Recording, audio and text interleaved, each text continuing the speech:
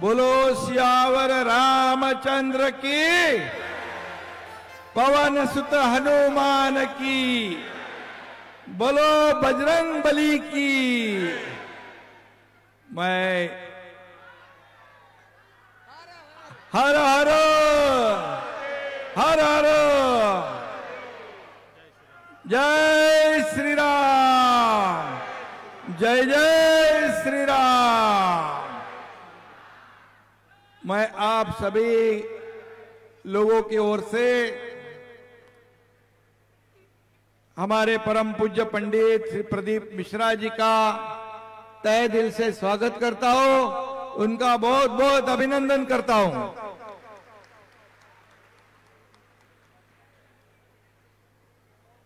और इतनी बड़ी एवढ्या मोठ्या संख्येने आपण सगळेजण, जरा खाली बसा ना, इकडे बाबा, इकडे पाय, इकडे इकडे बाजूला होते बाबा, इकडे इकडे इकडे।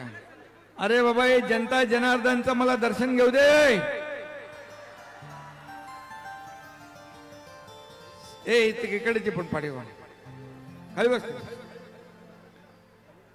बघा, नजर पोचत नाही तिथपर्यंत माणसं आहेत, इकडे समोर पण, इकडे पण, इकडे पण, डावीकडे उजवीकडे सगळीकडे। महिला भगिनी पण खूप मोठ्या संख्येने आहेत, त्यांचं मी अभिनंदन करतो, बांधवांचं देखील अभिनंदन करतो। हनुमान चालीसा ट्रस्ट तर्फे इथल्या हनुमान गडीत हनुमानाच्या भव्य मूर्तीच्या स्थापना आपण करत आहे। 111 फूट उंच हनुमानजी इथं विराजमान होणार आहेत आणि अयोध्याहून कलश आपण इकडे पाठवलेला आहे, तो पोचला ना इकडे। कालच हनुमान अयोध्यावरून कलश पण आलेले आहेत। हा मी दिला, मला माहित आहे ना, तिकडे आपले सगळे होते। आणि म्हणून मी आपल्या सगळ्यांना मनापासून या ठिकाणी धन्यवाद देतो। खरं म्हणजे आमदार रवी राणा आणि खासदार नवनीत राणा यांचं मनापासून मी अभिनंदन करतो, त्यांनाही धन्यवाद देतो की एवढ्या मोठ्या प्रमाणावर लोक एकत्र या शिवपुराण कथेसाठी आपण एकत्र आणण्याचं काम केलंय, त्याबद्दल मनापासून आपल्याला शुभेच्छा, धन्यवाद।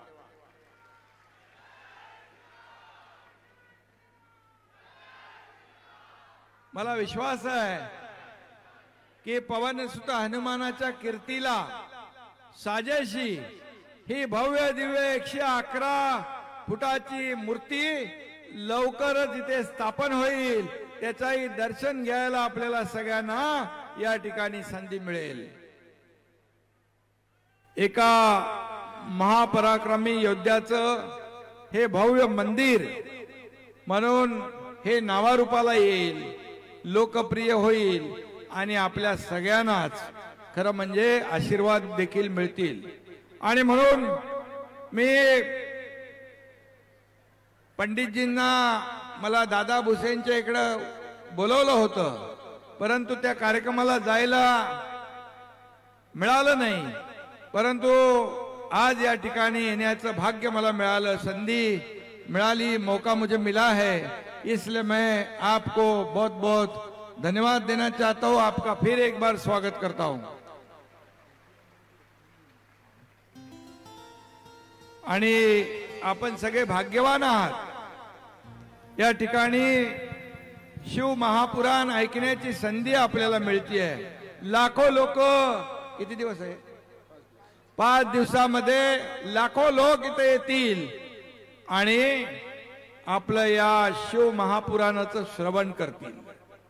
आणि म्हणून आपल्या सगळ्यांना पंडितजींचे अनमोल प्रवचन ऐकण्यासाठी लाखो शिवभक्त आणि राम भक्त देखील या ठिकाणी उपस्थित आहेत।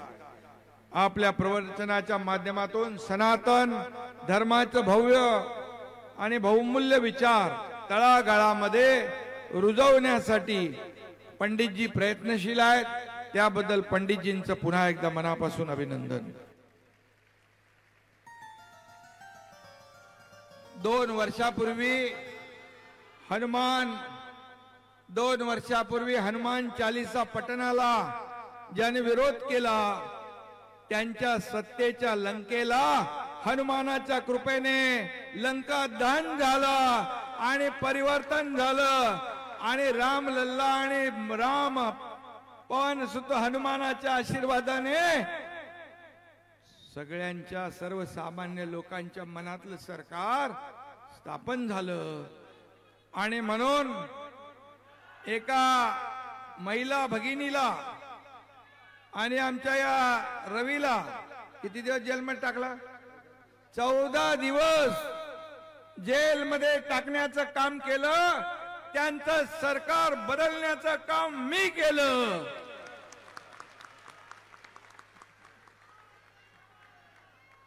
आणि म्हणून खरं म्हणजे खोट्या अहंकाराची कधी सत्तेची हवा डोक्यात जाता कामा नये। अयोध्याला 22 तारखेला जायचं आपल्याला सगळ्यांना, 22 तारीख। आणि म्हणून आपण जसं म्हणाला बाळासाहेबांचे विचार घेऊन आपण पुढे चाललोय। बाळासाहेबांनी हिंदुत्वाचा झेंडा सतत फडकवत ठेवला, परंतु काही लोकांनी सत्तेसाठी अहंकारापोटी तो झेंडा खाली ठेवला, बाळासाहेबांचे विचार विसरले। पण आम्ही बाळासाहेबांचे हिंदुत्वाचे विचार कधी सोडणार नाही, कुठली तडजोड आम्ही करणार नाही। आणि म्हणून आपल्याला एवढंच मी सांगतो, ज्या राज्यामध्ये हनुमान चालीसाला विरोध, ते राज्य काय कामाचं? ज्याला जय श्रीरामाला विरोध, ते राज्य काय कामाचं? तमाम लाखो करोडो राम भक्तांची इच्छा होती, हिंदू हृदय सम्राट बाळासाहेब ठाकरे यांची इच्छा होती की अयोध्येमध्ये राम मंदिर व्हावं। आपल्या सगळ्यांची इच्छा होती, ती इच्छा या देशाचे प्रधानमंत्री आदरणीय मोदी साहेबांनी पूर्ण केली। काही लोक म्हणत होते, मस्करी टिंगल करत होते, मंदिर वही बनाएंगे, तारीख नहीं बताएंगे। पण मोदी साहेबांनी मंदिर पण बनवलं, तारीख पण सांगितली। आता 22 तारखेला उद्घाटन आहे। आणि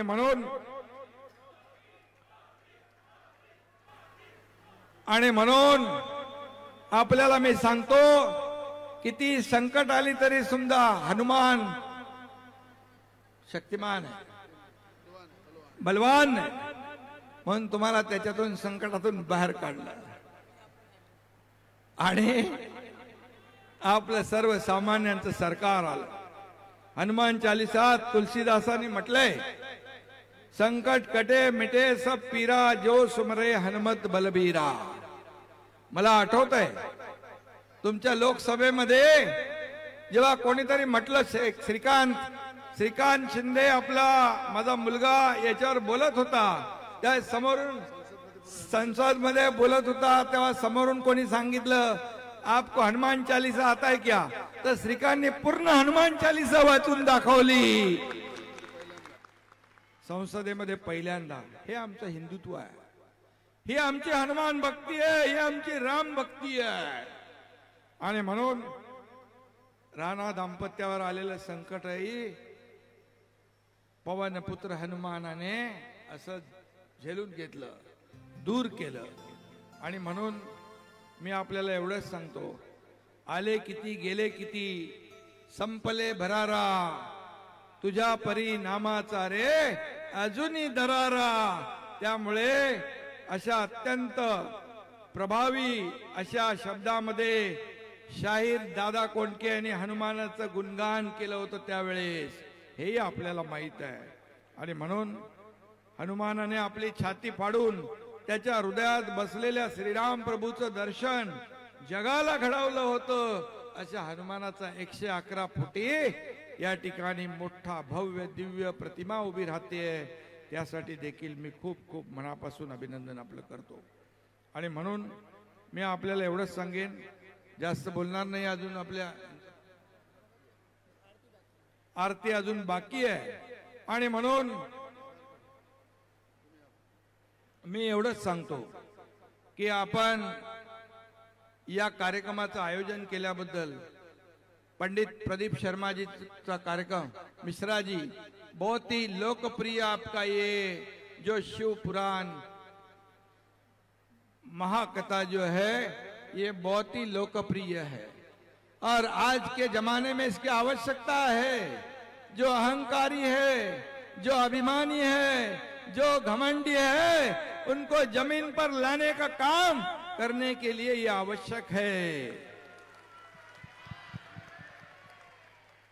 आणि म्हणून मैं आपको इतना ही कहूंगा, मैं मुख्यमंत्री के नाते इस राज्य का नेतृत्व भले ही करता हूं, लेकिन मैं कल भी कार्यकर्ता के रूप में काम कर रहा था, आज भी कार्यकर्ता के रूप में काम कर रहा हूं और कल भी मैं कार्यकर्ता के रूप में काम करता रहूंगा।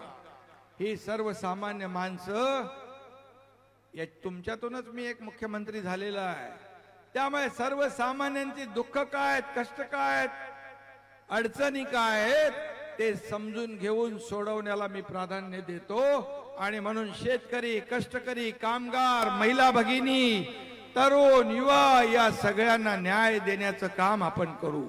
शेतकऱ्याच्या पाठीशी उभा राहू। शेतकरी संकटात आहे, त्याला वाऱ्यावर आम्ही नाही सोडणार। हे शेतकऱ्यांचं राज्य आहे, या माझ्या माता भगिनींचं राज्य आहे, माझ्या युवा तरुणांचं राज्य आहे, माझ्या ज्येष्ठांचं राज्य आहे। त्यामुळे या राज्यामध्ये सर्व समावेशक या ठिकाणी निर्णय घेण्याचं काम आपलं सरकार करतंय।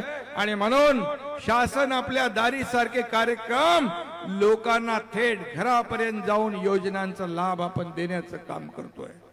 आणि म्हणून आपलं लवकर होईल। आणि म्हणून पुन्हा एकदा मी आपल्याला मनापासून धन्यवाद देतो। आणि आपले पंडित प्रदीप मिश्राजी यांचं मनापासून आपल्या सगळ्यांच्या वतीने पुन्हा एकदा अभिनंदन, धन्यवाद। पुन्हा एकदा रवी राणा, नवनीत राणा आपल्या दोघांना आणि आपल्या सर्व कार्यकर्त्यांना मनापासून शुभेच्छा, मनापासून आपलं अभिनंदन आणि मनापासून आपल्याला खूप खूप लाख लाख धन्यवाद। जय हिंद, जय महाराष्ट्र।